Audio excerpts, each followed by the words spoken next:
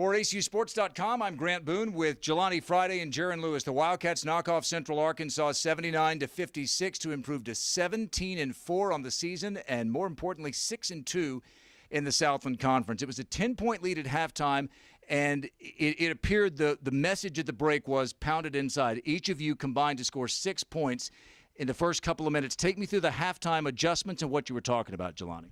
Basically, we just wanted to not come out slow. We wanted to win each four, play by each four, and basically that's what we did.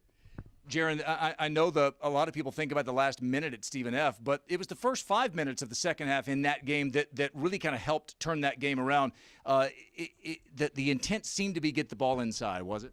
Yeah, it really was. Coach harped on that, brought us back to SFA, talked about how we came out the first 4 minutes. We came out flat. We just didn't come out and do what we were supposed to. So we knew how important it was to come out with some energy and come out with some pop. And Coach has been preaching all week to get the ball inside.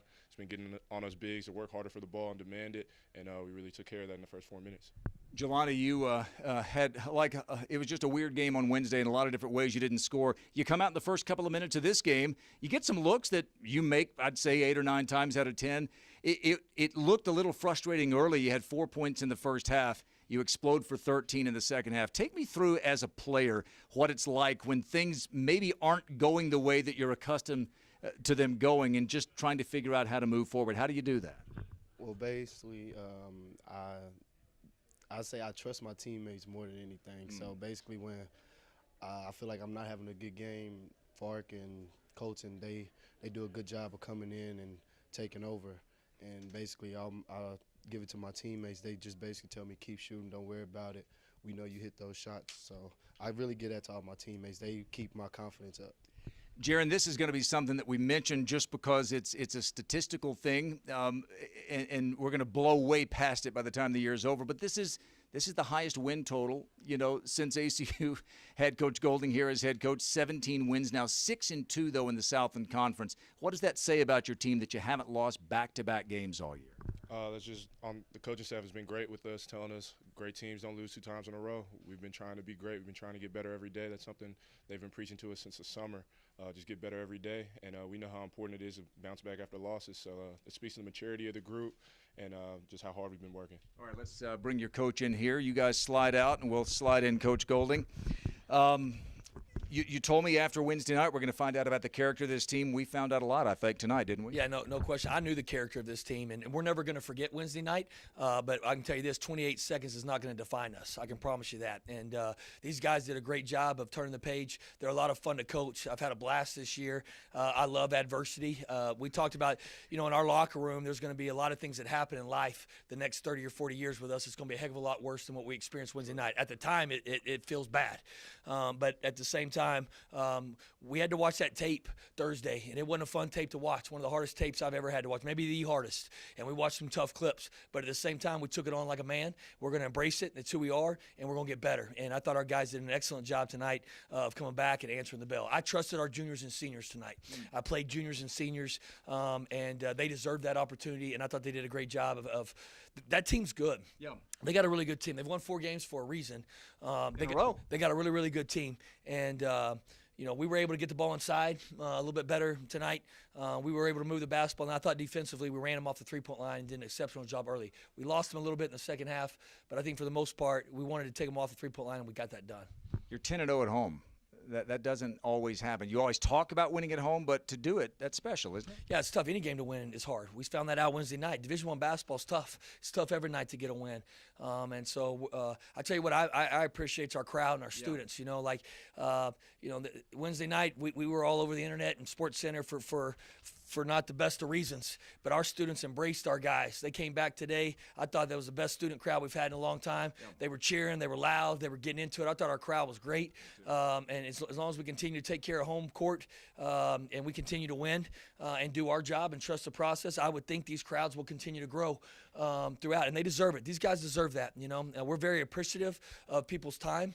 It's hard to block, especially a doubleheader when you're asking to come to Julie and I's games. That's a 5-hour block. On a single game, it's 2.5 hours. There's a lot of things going on in our community. There's a lot of family time, and for those guys to sacrifice and come to support our guys, we're really appreciative for that, and we're thankful.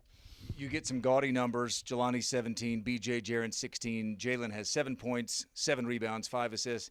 I thought it was a first half as you built a 10-point lead where you got some positive minutes. Colton Cole gave you 4 points. Damian Daniels, Hayden Farquhar. It was a nice little job. I thought a nice job by some of those role Our players. bench did a really good job. Obviously Farquhar probably the best I've ever seen him. The other night, I thought he carried that over today. He's hurt. Yeah. He's playing hurt, but it means something to him right now. He knows what's on the line. He knew how important this game was, and I thought Damian gave us an extra gear there at times and did some things. You forced 20 turnovers too. Colton continues to work hard in practice. He's had some really good practices. Again, Clay Gaiman's had great practices. Joe Pleasant's had great practice. We just trusted our juniors and seniors tonight. We gave them the opportunity to go out there. We thought they deserved that, after 3 or 4 years in our program, to bounce back after a game like that.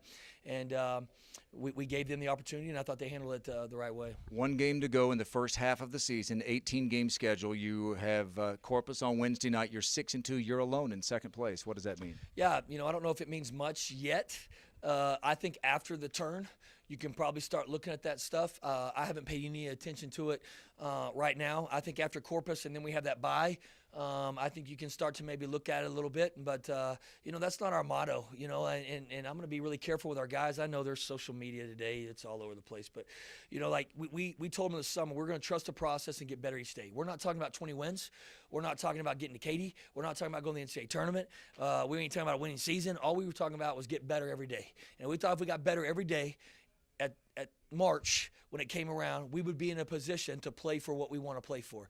And I think we have to continue to really harp on that. I think we have to continue to stay focused on that. I thought we did a good job today of doing that.